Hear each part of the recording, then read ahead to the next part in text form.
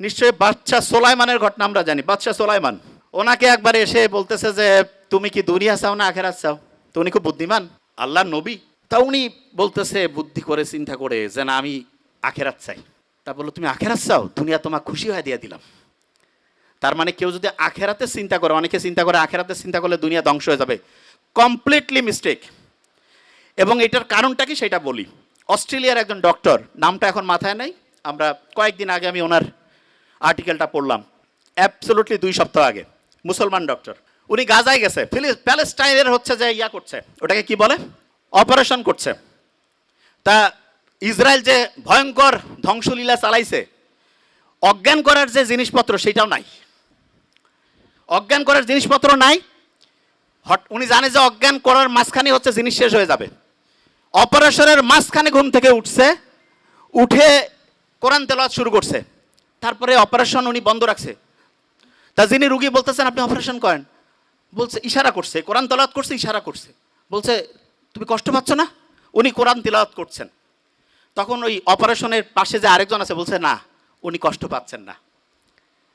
তা এই ঘটনাটা যখন শুনলাম তখন মনে হলো আল্লাহ যে বলছে যে কোরআন হচ্ছে শেফা, আমরা তো বিশ্বাস করি সত্যি টঙ্গর মগর বিশ্বাস, খোসর মসর, ওইরকম বিশ্বাস নাই হবে হবে কি না।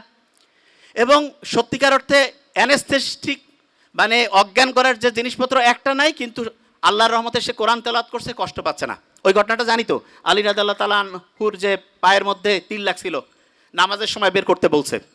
আল্লাহ দেখাই দিচ্ছে। এখন কেউ যদি প্যালেস্টাইনের ঘটনাগুলো একটু অ্যানালাইসিস করে দেখবে আল্লাহ যে আছে, এবং কেউ যদি আল্লাহকে ওইভাবে মন থেকে চায় অবশ্যই অবশ্যই পাবে। আচ্ছা, যে জায়গায় আমি শেষ করব এখন, ইটালির একটা বিখ্যাত মানুষ আছে যার নাম বুসকালিয়া। উনি যেখানে যাইতো ওনার কথা শোনার জন্য হাজার হাজার মানুষ এসে উপস্থিত হইতো। তো ওনাকে একদিন জিজ্ঞেস করছে যে আপনি এত কিছু জানেন কি করে? উনি বলতেছে যে আমাদের ফ্যামিলিতে আব্বার একটা অদ্ভুত নিয়ম ছিল। সেই নিয়মটা হচ্ছে এরকম,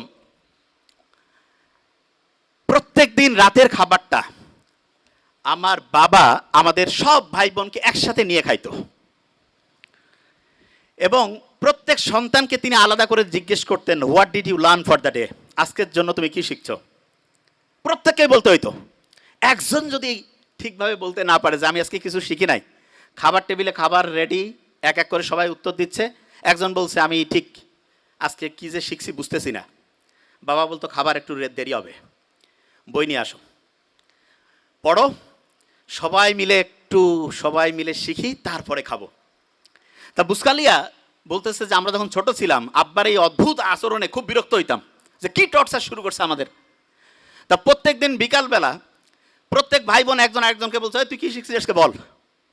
একজন যদি কেউ না শিখে, কারণ ওর জন্য সবারই খাওয়া বন্ধ, পরে শিখতে হবে তারপরে খাবে, তখন প্রত্যেকেই একদম রেডি, বসে সবাই বলা শুরু করে দিছে। এমন হয়েছে একসাথে কয়েকজন, তাড়াতাড়ি বলতে হবে, তাড়াতাড়ি খাইতে হবে, ছোট্টবেলায় যেটা হয়। তা আমি অভিভাবকদেরকে বলবো আপনি আপনার সন্তানের জন্য একটা কাজ করেন, জাস্ট ওয়ান। সেটা কি? প্রত্যেক দিন সে কি শিখছে সেটা আপনি শোনার চেষ্টা করেন, প্রত্যেক দিন কি শিখছে সেইটা শোনার চেষ্টা করেন। এবং এক্ষেত্রে আমি সবসময় বলি শোনার তো এখন টাইম নাই, টেকনোলজির কিছু ভালো ব্যবহার আছে। ছেলে মেয়ে দূরে পড়ে, কোনো সমস্যা নেই, একটা চমৎকার ডায়েরি তাকে কিনে দেন। ডায়েরিতে বলেন যে প্রত্যেক দিন বাবা তুমি আমাকে হচ্ছে ডায়েরিতে এই যে এরকম করে লিখে দিবা, তোমার 30 দিনের জন্য মান্থলি ধরো বরাদ্দ 10,000 টাকা, প্রত্যেক দিনের ডায়েরি লেখার জন্য তুমি 300 টাকা পাবা। মাসে যদি তুমি 20 দিন ডায়েরি জমা দাও 6,000, 4,000 নাই, কিচ্ছু করা লাগবে না। ছোট্ট মানুষ তো, সে চিন্তা করবে আমার এই টাকাটার দরকার আছে, ঠিক না? তুমি ডায়েরি লিখে দিবা না, তোমাকে কিছু করতে হবে না, ওকে ফাইন, দেখা যাবে তুমি 4,000 টাকা কম পেয়ে কীভাবে চলো। এবং এটা রেগুলার করতে হবে। আমার ছোট ভাই ওইখানে আছে ডক্টর নোবেল, তারা যখন কলেজে পড়তো আমি ওদেরকে রসুন আর গরুর মাংসে ঝোল দিতাম, আমি মেডিকেলে পড়তাম। তা আমার বন্ধু, আমার রুমমেট যারা বলতো দোস্ত তুই এরকম কেন রে, একটু গোস্ত দিবি। আমি বলছি না, এখন গোস্ত খাইলে ভবিষ্যতে গোস্তের কি আকর্ষণ সেটা থাকবে না। এই জন্য অনেকে আছে না সন্তানকে সব কিছু দিয়ে দেয়, মোটেই না। আপনার যা কিছু আছে ওইটা যদি সন্তান বুঝেছে ওইটা ওর, আপনার সন্তান ধ্বংস হওয়ার সম্ভাবনা 99%। এই জন্য সন্তানকে কষ্ট করাইতে শিখবেন, এবং এটা ম্যান্ডেটরি। এবং তাকে বুঝাতে হবে যে বাবা তুমি যেই ফ্যাসিলিটি পাচ্ছ এটা হচ্ছে এক্সট্রা, তোমাকে নিজে সব কিছু করে সামনে তোমার হিসাব তোমার আমল তোমার হবে, আমার এখানে যেটা আছে এটা যে তুমি পাচ্ছ এটা তোমার এক্সট্রা দিচ্ছি তোমাকে। এবং সত্যিকার অর্থে সন্তানকে আমরা যেভাবে মানুষ করব সেরকম হবে। আজ থেকে 2500 বছর আগে যখন কোনো টেকনোলজি ছিল না, কোনো পরীক্ষা নিরীক্ষা ছিল না, তখন হিপোক্রেটাস এই ঘটনাটা বলছে। আজ থেকে প্রায় 2500 বছর আগের ঘটনা এটা, এটা প্রাচীন গ্রিসে ঘটছিল ঘটনাটা। ঘটনাটা এরকম যে একটা মাঠের মধ্যে 20-25 জন মিলে গল্পগুজব করতেছে, হঠাৎ করে গল্প করতে করতে একজন হচ্ছে অজ্ঞান হয়ে পড়ে গেছে। যখন অজ্ঞান হয়ে পড়ে গেছে তারপরে তার সারাটা শরীর, ভূমিকম্প হলে মাটি যেমন কাঁপতে থাকে এরকম করে সারাটা শরীর কাঁপতেছিল, বেশ কিছুক্ষণ কাঁপলো। আশেপাশের লোক চিন্তা করতেছে এ নিশ্চয়ই বোধহয় কোনো অপকর্ম করছে, কোনো মনে হয় অন্যায় করছে, এই কারণে ঐশ্বরিক কোনো শক্তি তাকে হচ্ছে অজ্ঞান করে এরকম করে শরীরের মধ্যে দেখতে পাচ্ছে না, কিন্তু হচ্ছে যে পানিশমেন্ট দিচ্ছে, শাস্তি দিচ্ছে। তো এইরকম 1-1.5 মিনিট হওয়ার পরে কাঁপুনি যখন বন্ধ হলো, কিছুক্ষণ পরে এদিক ওদিক থেকে পানি নিয়ে এসে তার গায়ে ছিটাই দিছে। সেই লোকটা বলতেছে কি হয়েছে স্যার, কিছুই খেয়াল নাই। আশেপাশের লোক বলতেছে না তোমার নিশ্চয়ই কোনো খারাপ কিছু করছো, তোমাকে আর আমাদের সাথে রাখা যাবে না, তোমার বিচার করতে হবে। বিচার করার জন্য তাকে ওইখানকার যে বিচারক কমিটি ছিল মানে জোর জবরদস্তি করে টেনে হেসড়ে তাকে সেখানে নিয়ে গেছে। নিয়ে যাওয়ার পরে যারা বিচারক আছেন তারা জিজ্ঞেস করছে যে তোমার সম্বন্ধে যে অভিযোগ আসছে এইটার ব্যাপারে তোমার বলার কি আছে। তো ওই লোক তো অজ্ঞান হয়ে গেছিল, সে জানেও না যে কি করছে। সে বলতেছে আমি তো কিছুই জানি না, কিছুই খেয়াল করতে পারছি না। আশেপাশের সবাই বলতেছে যে না এরকম ঘটনা ঘটছে, সে অজ্ঞান হয়ে গেছিল, তার সারাটা শরীর ভূমিকম্প হলে মাটি যেমন কাঁপতে থাকে তার সারা শরীর কাঁপতেছিল।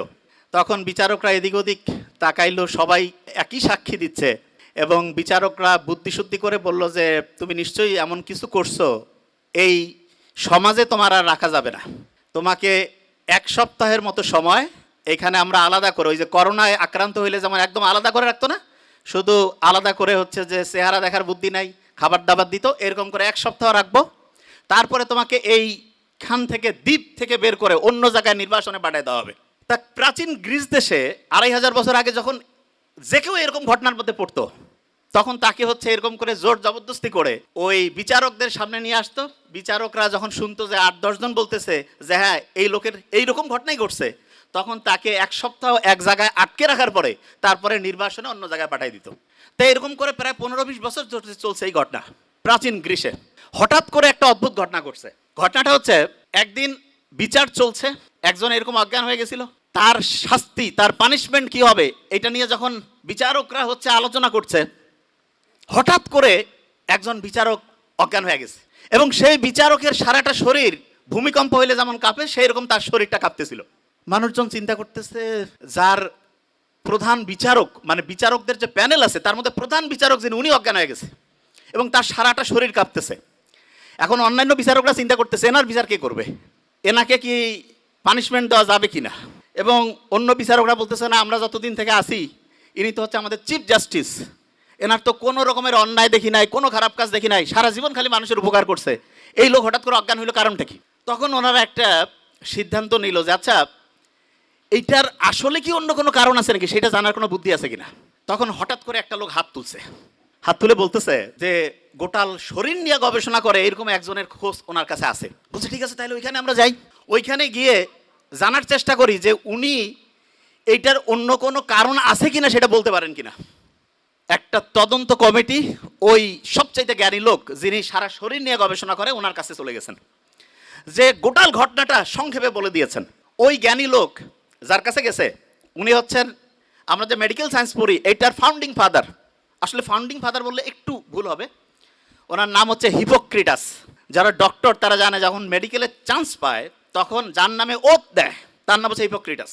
এবং ইন্টারেস্টিং জিনিস উনি ওনাদের ঘটনাটা শুনে বলছে যে ঠিক আছে আমাকে কয়েকটা দিন টাইম দেন, আমি এটা নিয়ে একটু গবেষণা করি, একটু ভাবনা চিন্তা করি, তারপর আপনাদের বলবো। বাস ওনারা চলে গেছে। 1.5-2 সপ্তাহ পরে উনি ওনাদের কাছে লোক পাঠাইছে যে আমি কারণ খুঁজে পেয়েছি। সব লোক অধীর আগ্রহে অপেক্ষা করতেছে কারণটা কি। যখন হিপোক্রেটাসের 1-to-1 সামনাসামনি আসছে তখন উনি বলতেছেন যে আপনারা যে মনে করছেন যে কোনো ঐশ্বরিক শক্তি এ কোনো অপরাধ করছে, কোনো পাপ করছে, এই কারণে তাকে হচ্ছে যে অজ্ঞান করে এরকম করে মারধর করতেছে, আপনারা দেখতে পাচ্ছেন না, ব্যাপারটা মোটেই এরকম না। তা ব্যাপারটা কি? বলছে ব্যাপারটা হচ্ছে মাথার মধ্যে বিভিন্ন ক্রিয়া বিক্রিয়া হয়, এই ক্রিয়া বিক্রিয়া 440 হইলে যেমন ওই যে ভোল্টেজ আছে না, এমন হয়ে যায়, দেখা যাচ্ছে মেশিন টেশিন সব অকেজো হয়ে গেছে, ওর মাথা ওই সময় অকেজো হয়ে গেছে এবং এই কারণে সেন্সলেস হয়ে গেছে এবং সারাটা শরীর কাঁপতেছিল। এই কথা শোনার পরে অনেকে একটু বিশ্বাস করছে, অনেকে একটু অবিশ্বাসও করছে যে বিচারককে বাঁচানোর জন্য এরা কোনো ভিতরে ভিতরে কায়দা কানুন করছে নাকি। ওনারা ওইখান থেকে হিপোক্রেটাসের কাছ থেকে যখন ফিরে আসছে, আসার পরে ওনাদের কাছে আলাদা করে একটা লোক ওইখানে বন্দি করা ছিল, কিন্তু ওনা নির্বাসনে পাঠায়নি। কেন? কারণ হচ্ছে যে বিচারক নিজেই হচ্ছে যে অজ্ঞান হয়ে গেছে, যে আসলে কারণটা কি সেটা না জানা পর্যন্ত বের করা যাচ্ছে না। তখন করছে কি, এরা একটু রাগান্বিত হয়ে করছে যে না, নিশ্চয়ই সামথিং ইজ রং, কোথাও যেন একটা মিস্টেক হচ্ছে। কয়েকজন যে মাথা আঘাত করে দ্বিখণ্ডিত করে ফেলছে। মাথার খুলি যদি খুলে ফেলে তখন দেখা যাবে যে একটা গ্লাসের মধ্যে যদি পানি রাখি, ওর মধ্যে মাখন রাখলে যেমন হয়, গোটাল মাথাটার মধ্যে আমাদের ব্রেনটা অনেকটা মাখনের মতো। তো ওরা দেখতেছে কই কিছুই তো দেখা যায় না, কোনো ক্রিয়া বিক্রিয়া নাই, নিশ্চয়ই তাহলে ওই জ্ঞানী লোক কোনো কায়দা কানুন করে আমাদের মানে হচ্ছে যে বোকাশোকা বানাই দিচ্ছে। এরা আবার ওইখানে দৌড়েছে, যাওয়ার পরে বলছে যে কই আমরা তো কোনো ক্রিয়া বিক্রিয়া দেখতে পাচ্ছি না। উনি তখন ওনাদের বুঝাইছে যে দেখো, মাথার মধ্যে যে ক্রিয়া বিক্রিয়াটা হয়, এইটা যদি লক্ষ লক্ষ কোটি কোটি ক্রিয়া বিক্রিয়া এক জায়গায় করি, একটা ছোট্ট বালুকণার সমান হবে না। বলে তাই নাকি? কয় হ্যাঁ। বলছে যে মাথার মধ্যে ক্রিয়া বিক্রিয়া হচ্ছে এবং এইটার কারণেই এই লোকটা অজ্ঞান হয়েছে। আজ থেকে 2500 বছর আগে যখন কোনো টেকনোলজি ছিল না, কোনো পরীক্ষা নিরীক্ষা ছিল না, তখন হিপোক্রেটাস এই ঘটনাটা বলছে। এবং এখন আমরা হচ্ছে মাথাকে স্ক্যান করি। স্ক্যান করার জন্য একটা পরীক্ষার নাম আছে, আমি কিন্তু ধরবো, বি কেয়ারফুল। পরীক্ষাটার নাম হচ্ছে ইইজি। কি নাম? আচ্ছা, মনে রাখার একটা সহজ বুদ্ধি বলি। হার্টের পরীক্ষা করার জন্য ইসিজি করি না, মাঝখানে সিটা কেটে দিব, সি এর জায়গায় ই দিব, ইইজি। কি নাম? ইলেকট্রোএনসেফালোগ্রাম। মানেটা কি? ব্রেইনের মধ্যে প্রতি মুহূর্তে তরঙ্গ চলতেছে, ঢেউ। আমি তো বলি কি যে আমাদের ব্রেইনটা হচ্ছে একটা সমুদ্রের মতো। সমুদ্রের কথা শুনলে প্রথম মাথায় কি আসে? ঢেউ। অ্যাবসলিউটলি ঢেউ। প্রত্যেক মুহূর্তে ব্রেইনের মধ্যে ঢেউ চলতেছে। অনেক স্টুডেন্ট যে অল্প পড়ে ভালো করে, সেই বুদ্ধি আজকে আমরা ইনশাল্লাহ শেয়ার করব। এবং হাফেজ যে হয় মানুষ, অল্প ব্রেন, মাথায় কিছু থাকে না, কোরআন পড়তে গেলে সে শিখে ফেলছে। আল্লাহ কোরআনের মধ্যে এমন একটা অসাধারণ সামঞ্জস্যপূর্ণ শৈলী দিয়েছেন, ব্রেইনের মধ্যে ওই ওয়েভটা তৈরি হয়, ওই তরঙ্গটা তৈরি হয়, যেই তরঙ্গ তৈরি হইলে পরে পড়ার লং টার্ম মেমোরি সেন্টারে রিজার্ভ হয়।